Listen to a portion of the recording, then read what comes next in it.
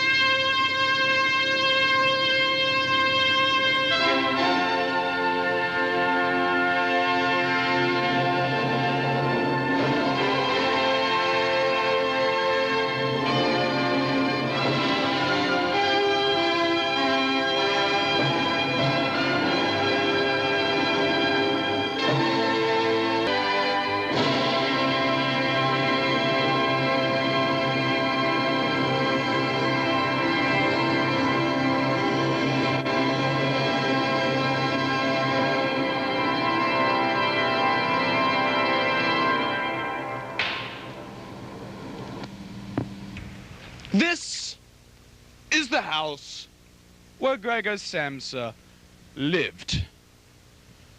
The seemingly innocent abode was the scene for Gregor Samsa's metamorphosis.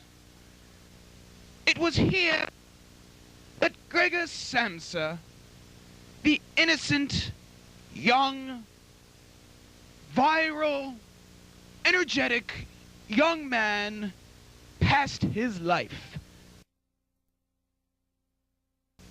And it was here that this man, who was full of possibilities in life, changed entirely. He became a bug. This very house, and if you look closely, you can see the room in which Gregor lived.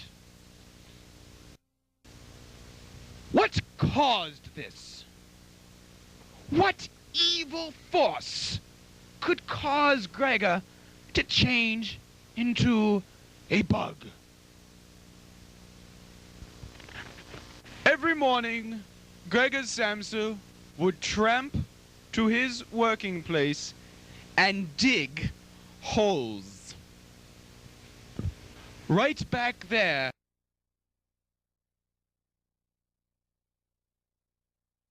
is the landfill that Gregor worked every day. This would be fine if Gregor didn't work for a toxic chemical company. The company, which was run by big business, I must say, obviously gave no concern for Gregor's safety. We attempted to talk to Mr. Samsa's employer, but after getting a serious runaround, we were forced to talk to their attorney, Mr. Slade Rothschild. Mr. Rothschild, I understand that you are handling Mr. Samsa's case. Yes, I am representing the corporation. Is the company's position in this dealing? Well, you know, the corporation, the company, as you referred, it's actually a corporation. Its position on the Samsa case is that there's really no grounds for attack. It's silly. I mean, because there's no proof. He woke one morning as a bug. It's silly. So you're absolutely denying the fact that the corporation, as you say, is involved in Mr. Samsa's unfortunate change. Oh, no involvement whatsoever. Well, he worked for us for 20 years or so, but I mean, he could have worked anywhere when you really think about it. His life as a worker was more of his being a bug than his being a bug, if you...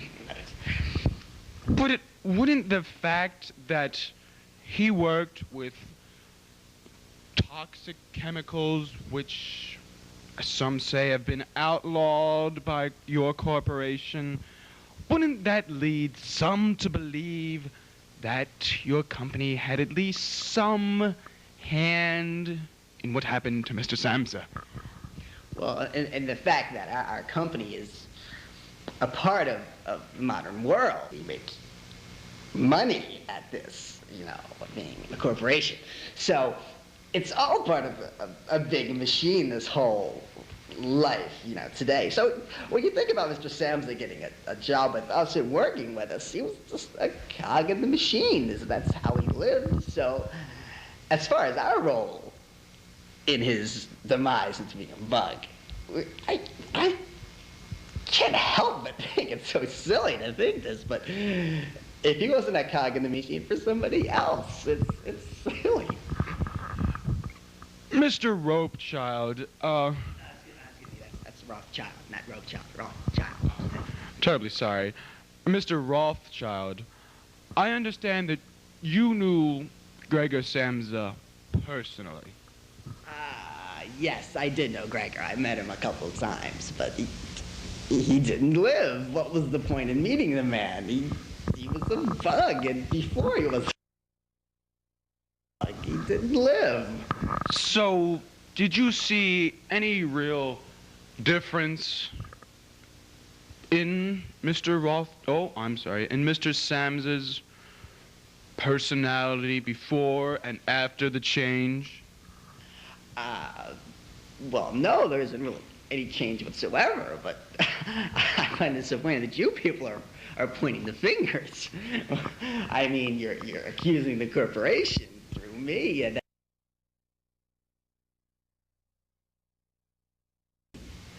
this metamorphosis, as you would like to call it, is actually something strange. It happens every day, and all of you, why don't you point the finger at yourselves? You're bugs too in your own worlds. you don't live. Who are you kidding? It's the 20th century. We talked to Dr. Abe Surd, and this is what he had to say. Gentlemen,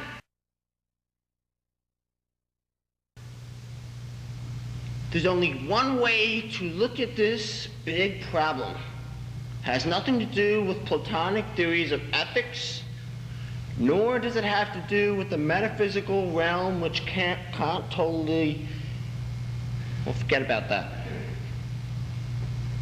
It has to do with forces, Darwinian forces. They're coming from all over the place. I'm telling you.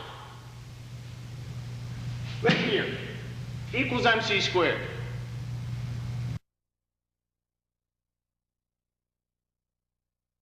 And 1 plus 1 equals 3. It's all right there, I'm telling you. That is the force that makes Gregor Samsa turn into this horrendous-looking beetle that no one would ever want to look at, neither get into bed with. But, Doctor, that's absurd. Yeah, well, isn't everything?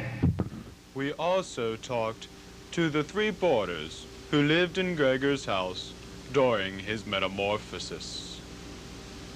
Aside from the obvious, any difference in Gregor Samsa, the human being, and Gregor Samsa, the insect? No. Well, yeah, I No. mean, You could drink more, actually. I think you could drink more, actually, yeah. I think, yeah, it was tolerance. It's tolerance, Yeah, yeah. definitely. It's probably from the body weight, you know, because when you expand like that, you probably drink that much more beer. Yeah, that did. The wooden. same Well, it personality. wasn't much of a human being before, anyway.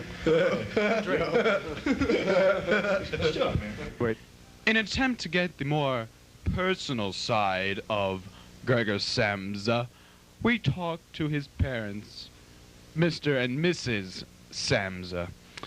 Mr. and Mrs. Samsa, I would like to describe to me your son before,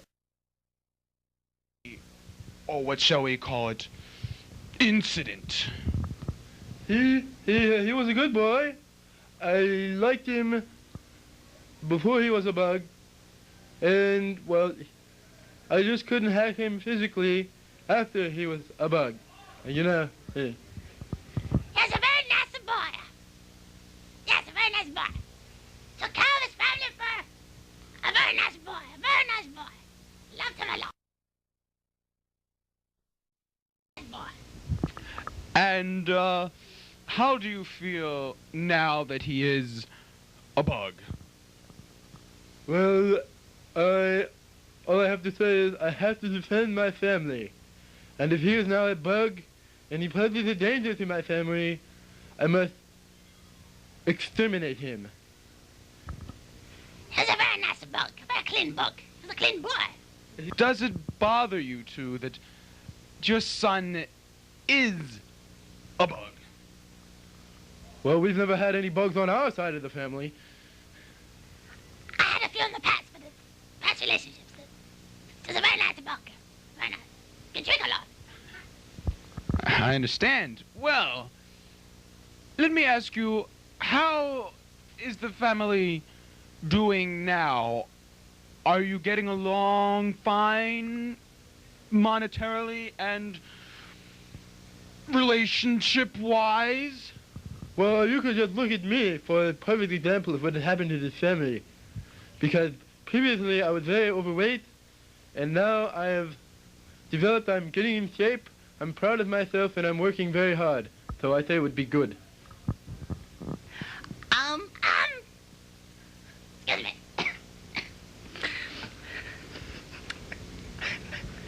He was a very nice bug. The family is much better ever since the Metamorphasis. The Metamorphasis? Metamorphasis. Yes. It's the relations are better. He's walking again. Very large. Very good father. Very large. And as a final question, did you notice any serious difference, other than physical appearance, between Gregor's human life and Gregor's bug life? I don't think there was any difference. He was pretty much the same person, but he was a bug. Oh, you mean after the Mephistopheles? The Metamorphosis. Metamorphosis, yes. No. Viewing the entire case at face value, we realize that the metamorphosis was merely physical. Society went on. The corporation went on. Gregor's family's life went on. Life, so to speak, went on. But what is life? That is next week's episode, as we delve into the mind of Nietzsche. For 20th Century Perspective, this has been Dexter Dorham William III. Good night.